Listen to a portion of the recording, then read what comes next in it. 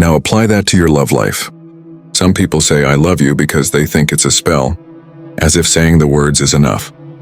But a Stoic knows, love is not what you say, it's what you show, especially when it's hard. So I want you to be honest with yourself for a second. When was the last time she really showed up for you? Not when things were perfect, but when you were tired, stressed, or low. Did she lean in or pull away? Because real loyalty, the kind that Marcus Aurelius would write about, it doesn't hide when it rains. It shows up with an umbrella no matter what. So if her words say I love you but her actions say, I'm too busy, I forgot, not now, I'm tired, then I need you to hear this. Her words are a lullaby, but her actions, they're the truth trying to wake you up. You're not crazy. You're not needy. You're just finally starting to hear what her behavior has been saying all along. Now think again about that first I love you. Did it really mean something? Or was it just a moment that you've been chasing ever since? Don't go anywhere, we're just getting started. Because the next sign will hit even harder, and it might just explain why she always disappears when you need her the most. Stick with me. Suggestion 2. If someone does wrong, the harm is to themselves. To you, it is only your perception that gives it weight. Let me ask you something that might hit close to home. Have you ever stayed up at night staring at your ceiling wondering, why is she doing this to me? What did I do to deserve being ignored, ghosted, forgotten? Like I never mattered? You remember the good times, don't you? The way her eyes lit up when she laughed at your jokes. The way she used to say, I miss you, like she meant it. The way she looked at you like you were her world, even if just for a moment. And now, she barely looks at your messages. She's gone cold, detached. Maybe she's even moved on, like it was all nothing. That feeling and that punch to the gut, it's real.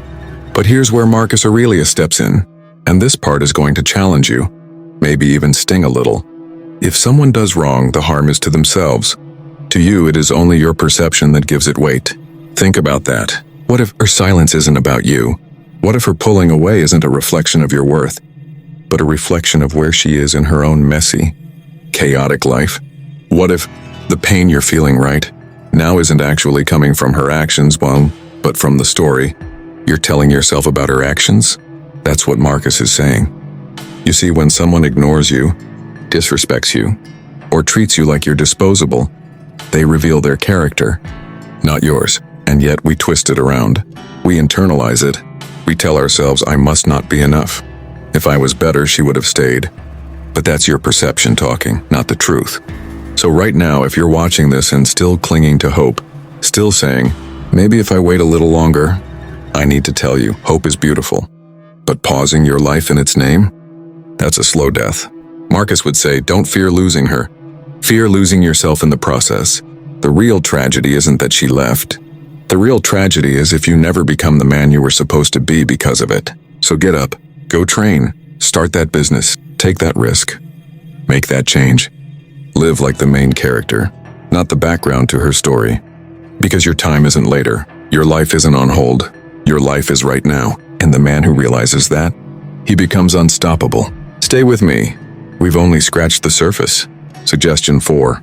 The best revenge is to be unlike him who performed the injury. Absolutely. Here's a 500-word script in storytelling style for, have you ever caught yourself thinking, one day, she'll regret this? Maybe you imagined it, running into her months from now. You're dressed sharp, you've leveled up, and she's standing there stunned, full of regret. Maybe she even tries to come back. And you get the final word. Feels good, doesn't it? That little fantasy where the pain flips and you finally get the power. But here's the truth Marcus Aurelius drops on us. One that completely flips that idea. The best revenge is to be unlike him who performed the injury. In other words, don't become her. Don't match the energy that hurt you. Don't start playing games because she did. Don't become cold and bitter just because she turned distant. Don't start ghosting people, faking interest, or proving your worth through manipulation. Because the moment you do that, you don't win. You become the very thing that broke you. And that's not revenge. That's surrender. Let me tell you a story. There was a guy, we'll call him Jay. Jay gave his all to a girl who said all the right things. They weren't just dating. They were building dreams, making plans. Then out of nowhere, she switched. Texts slowed down. Calls stopped. Eventually, she just disappeared. No closure, no explanation. Just silence. Jay was broken. And like many men, he swore to himself, "I'll never be the nice guy again." He started treating other women like they were disposable. He played the game, gave cold energy, left people guessing, but deep down, he was still that same guy, just now covered in armor and anger. And guess what? He still wasn't at peace, because he became her. But imagine if Jay had taken a different path, the Stoic path. Imagine he said, "She hurt me, but I won't lower myself to that level. I'll be kind even when the world is not. I'll stay real even when others go fake." That is power, because character is the one thing no one can steal from you, not even heartbreak. So if you're hurting, I want to challenge you right now. Don't start ignoring others to get even. Don't try to make her jealous. We tell ourselves, "I must not be enough. If I was better, she would have stayed." But that's your perception talking, not the truth. Imagine this. A woman you deeply care about suddenly stops talking to you. Marcus would say, and that's unfortunate, yes. But the harm, the real damage, that's in how you choose to interpret it. If you believe it's because you're unlovable, unworthy, not man enough, then you are creating your own suffering. But if you take a step back, breathe, and realize, this isn't about me. This is a choice she made, and that's on her. Then suddenly the weight starts to lift. Here's something powerful. When someone treats you with disregard, they're building their own karma, their own regrets, and one day that silence, that coldness, it echoes back to them in ways they never expect. But your peace, your growth, that's yours to keep, and if you don't feed the pain with stories. So here's the invitation.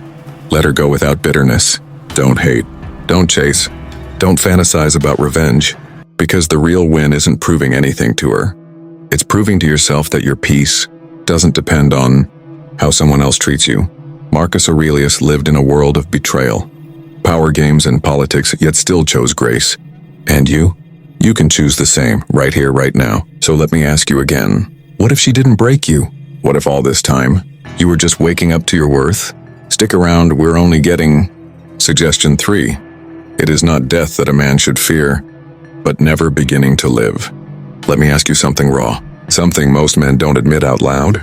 Have you ever paused your life, waiting for her? Be honest. Have you ever said to yourself, "I'll feel better once she texts me.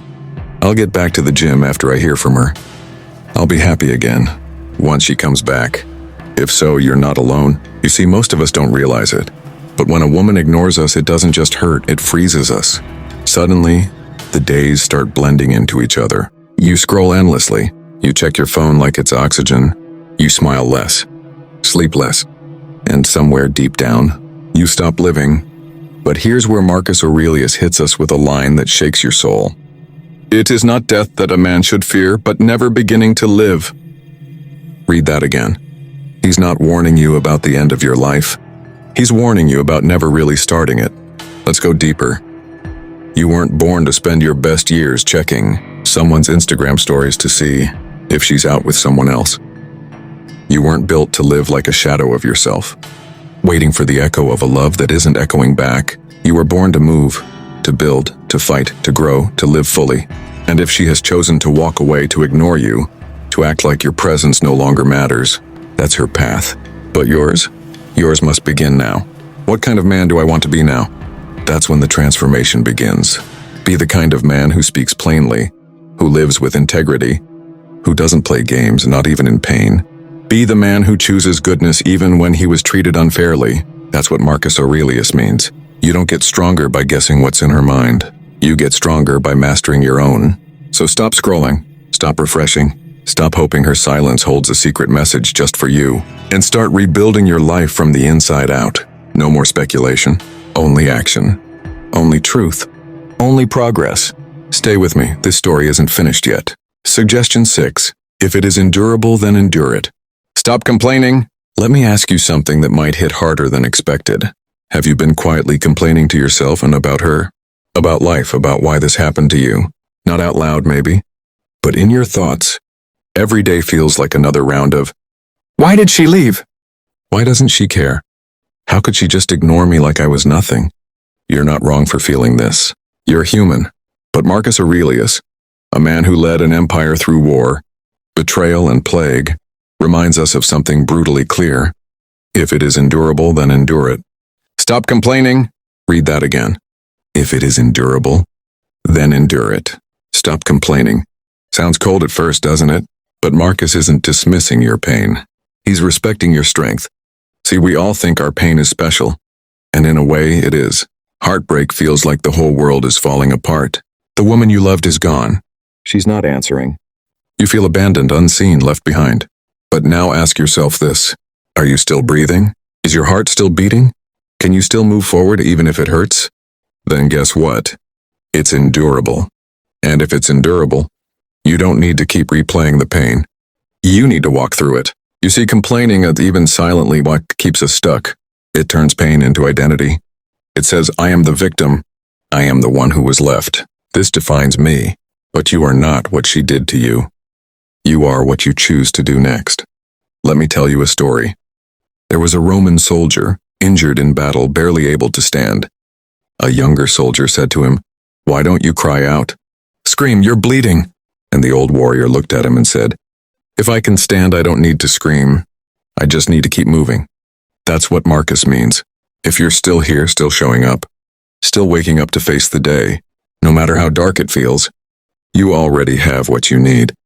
You're stronger than the silence she gave you. You're tougher than the unanswered messages. You're bigger than the emptiness she left behind. So instead of complaining, even in your head, try this. Train, build, read, focus, level up. Silently, relentlessly, every damn day. Because there is a quiet power in the man who endures without noise. A man who doesn't beg for closure. A man who doesn't demand pity. A man who simply says, This hurts, but I can carry it, and I will rise anyway. So, are you breathing? Then endure it.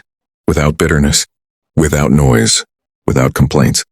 Because your life, your real life, begins the moment you stop waiting for someone to come save you and start becoming your own savior. Stay locked in. The next suggestion will shift your perspective even deeper. Suggestion 7. Choose not to be harmed, and you won't feel harmed. Let me take you back to a moment you might remember. You're sitting alone, phone in hand. You've just seen something you weren't supposed to. Maybe it was her story, laughing with someone else. Maybe it was her name popping up somewhere unexpected. Looking happy. Living life like you never existed. And in that moment, it hits your chest like a wave. You think, how could she move on so fast? Was I never enough? Why does this hurt so much? And then Marcus Aurelius, this ancient emperor who lived thousands of years before Instagram, before text messages, before ghosting, speaks right to your heart and says, choose not to be harmed and then you won't feel harmed. Wait, what? Choose not to be harmed? How is that even possible? Let's break it down.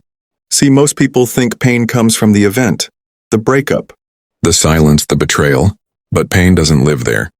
Pain lives in your interpretation of that event. Let me explain. You didn't just feel bad because she left. You felt bad because your mind whispered, she left because I wasn't enough. She's happy without me. I lost. But what if you didn't believe that? What if you looked at the exact same moment, her laughing with someone new, and thought, that's her path. I release it.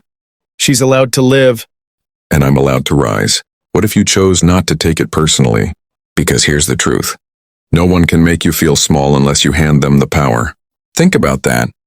If someone insults you, ignores you, betrays you, that's their action. The wound only cuts if you believe it. Marcus is saying something radical here. Your mind is the gatekeeper. If you choose not to be harmed, if you refuse to let their choices define your worth, then you walk away unbroken. And no, it's not easy. It takes strength, discipline, inner work. But the moment you take that power back, something magical happens. You stop reacting. You stop chasing closure. You stop begging to be understood. Instead, you become the calm in the storm, unshaken, unmoved, untouchable. Let me ask you something now. What if this pain isn't here to hurt you, but to train you? What if her silence is just the silence you needed to finally hear yourself? Because here's what Marcus knew, and what most men never learn. No one can harm you mentally without your permission. That's not just stoicism. That's freedom. So the next time you feel that sting, Marcus didn't just theorize this, he lived it. He lost children, friends, trust, and still ruled with wisdom and calm. Not despite the pain, but because of it. So when you feel blocked, stuck, rejected, don't run from it. Walk straight into it. There is nothing more attractive than a man who moves forward when others try to hold him back. Not out of spite, but out of purpose. So what happens next? Maybe she texts you again. Maybe she doesn't. But by then, you won't care as much, because you'll have become the kind of man who doesn't need her validation to feel whole. And paradoxically, that's when you become magnetic. Not because you're trying to impress, but because you've transcended the need to. Remember, and this isn't just about dating. This is about becoming unshakable, unmoved by flattery, unbroken by rejection, unchained by emotion. It's about walking like a king, even when no one's watching. So if she's ignoring you right now, good. That silence, that's the beginning of your transformation. With that said, thanks for watching, and until next time.